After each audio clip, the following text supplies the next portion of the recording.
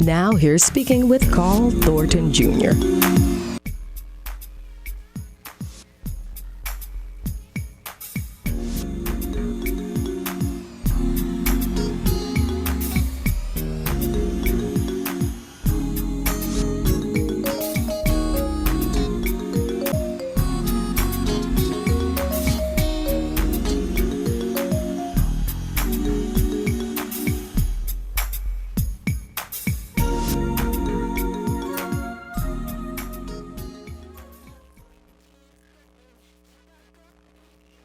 All right, everyone. Welcome to Speaking with Carl Thornton Jr.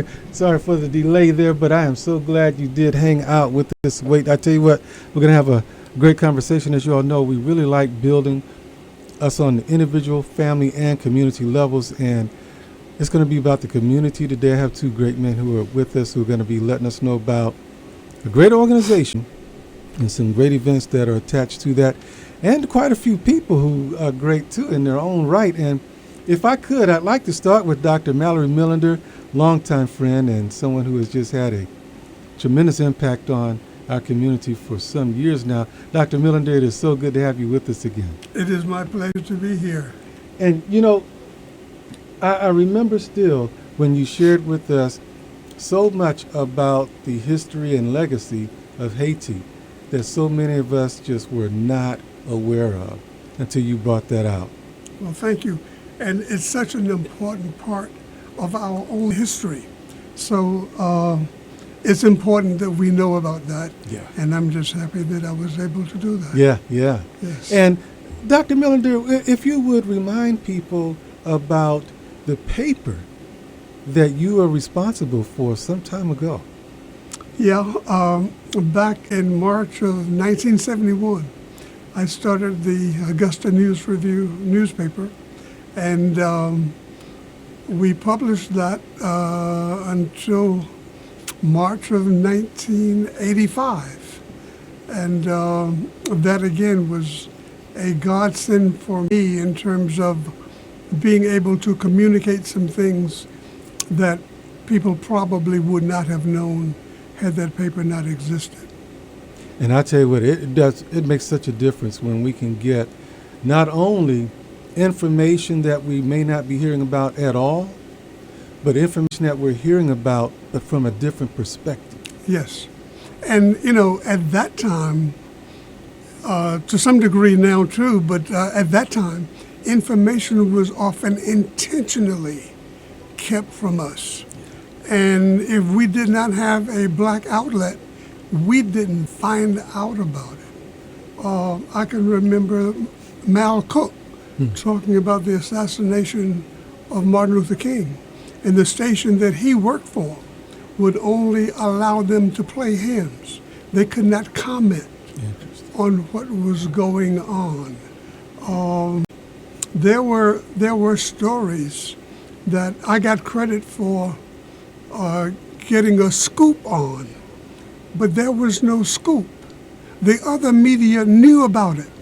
They just didn't intend for the black community to know about it. So that if they wanted to print it, they knew about it, they could have printed it.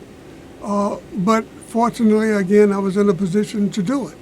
And, you know, we have to value programs like yours, like Barbara Gordon and her newspaper, the Augusta Courier.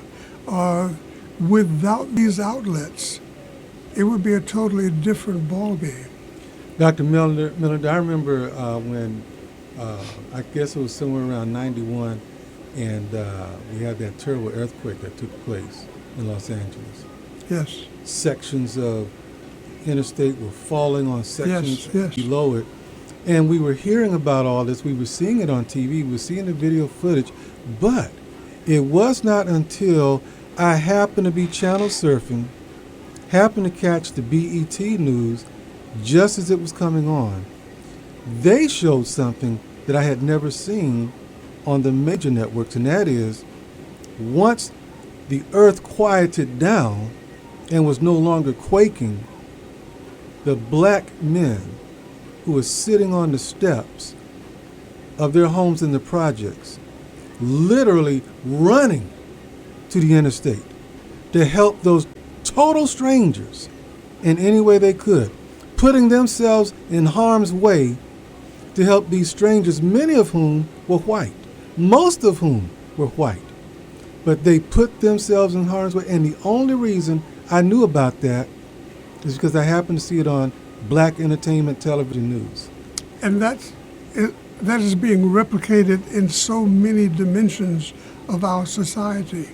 If you look at programs like MSNBC, for instance, and now that Joy Reid is there and Tiffany Cross is there and other black newscasters are there, they are dealing with subjects that otherwise would not be dealt with, so that things are changing at a pace that heretofore just would not be covered. I'm delighted when I see people like the Attorney General or the District Attorney in Atlanta will be in charge of prosecuting Donald Trump. The same thing is true in New York and and Washington, D.C. There will be a different approach to all of these things. So it's very, very important. The opportunities, first of all, the education that black people are getting that are putting us in positions where heretofore we did not have access. And it's making a huge difference. Certainly we saw the managers, the House managers in the impeachment, and we were introduced to people like Joe Neguse and Stacey Plaskett. So that we have many, many people in key positions that we don't even know about yet. Exactly. But change has come and is coming very rapidly every day, and it's going to have a tremendous impact. I was so impressed by the fact that they allowed Stacey Plaskett, who has no vote, to have a voice. Exactly. In that Exactly. matter. Exactly. And she was well spoken. She was indeed. Yeah. Absolutely. So, Dr. Millender, yes. there's so much more that we could talk about, but if you would do us the honor, me and the listening community, of introducing the outstanding guest whom you brought with you today. Well, this is Corey Rogers, who's the historian for the Lucy Craft Laney Museum of Black History. He's also a board member of the Augusta African American Historical Society, who we're representing today. But he is the face of Black history in this community. He's the voice of Black history in this community, and he does a fantastic job everywhere he goes, and we're just thrilled and honored to have him to be on our board. So when we came to talk about Black history, I certainly wanted him to speak for us. Awesome. That's a lot to live up to, Doc, I tell you. I was just going to come in and say, hey, how y'all doing? But now you got to talk to us. Talk for about 2.5 seconds. Exactly. It's good to see you again, too. How have you been since the last time you and I talked with each other? It's been a while. All is well. You know, I think that just like everyone else in Augusta, everyone else in Georgia and in the country, we're sort of adjusting at the Laney Museum, trying to find new and creative ways to tap into the audience. We, of course, scaled back the number of people that can enter the museum physically. But, and this kind of goes to why we're here today, there is a whole nother world outside of the Laney Museum.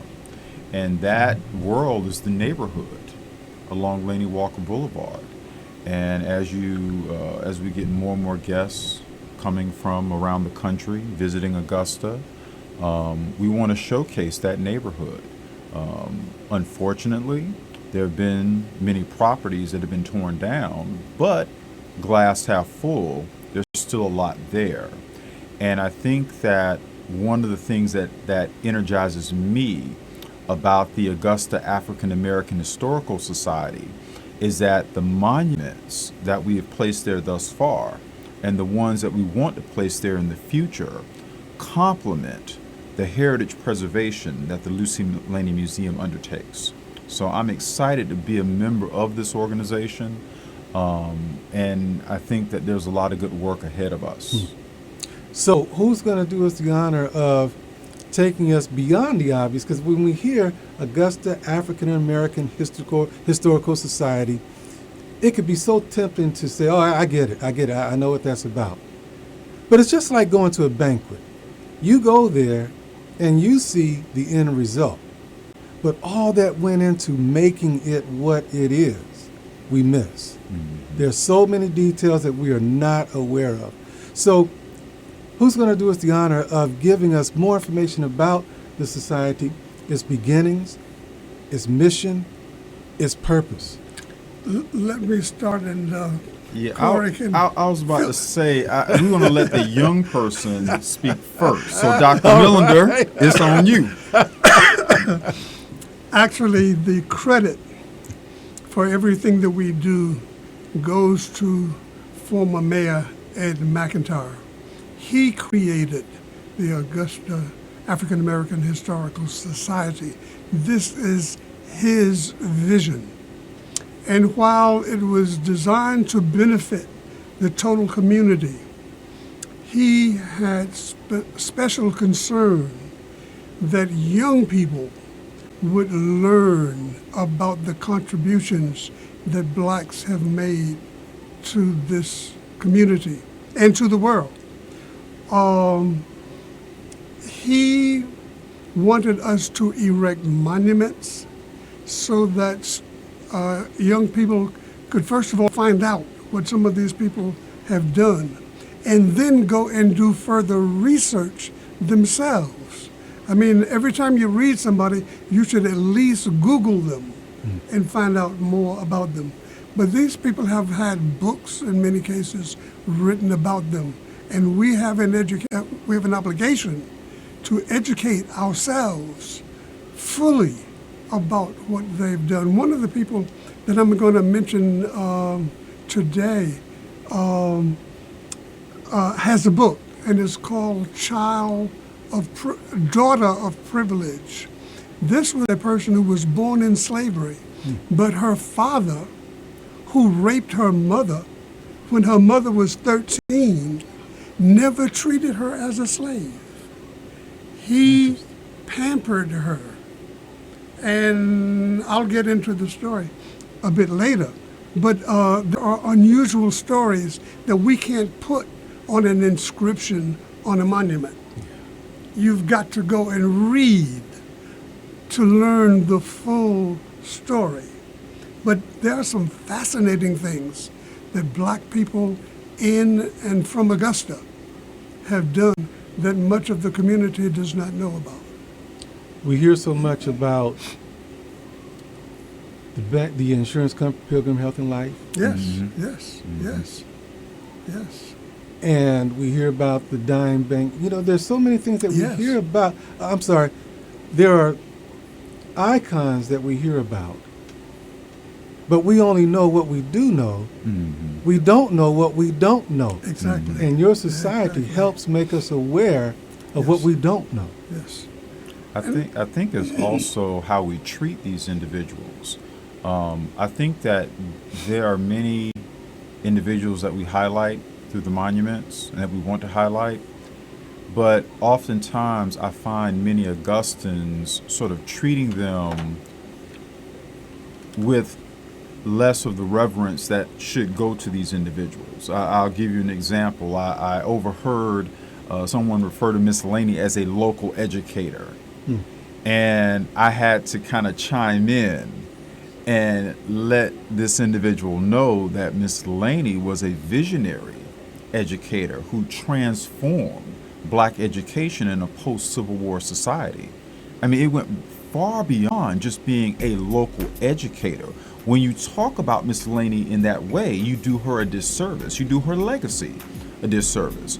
So the way these monuments are crafted, as Dr. Millender pointed out, it kind of gives you just a little tease kind of gives you just a little something to kind of whet the appetite. And then from there, you can kind of go and enhance your own knowledge through finding some of the literature, the articles, the books, or even some of the people still living. We'll be right back. Hold on, Corey. We'll be right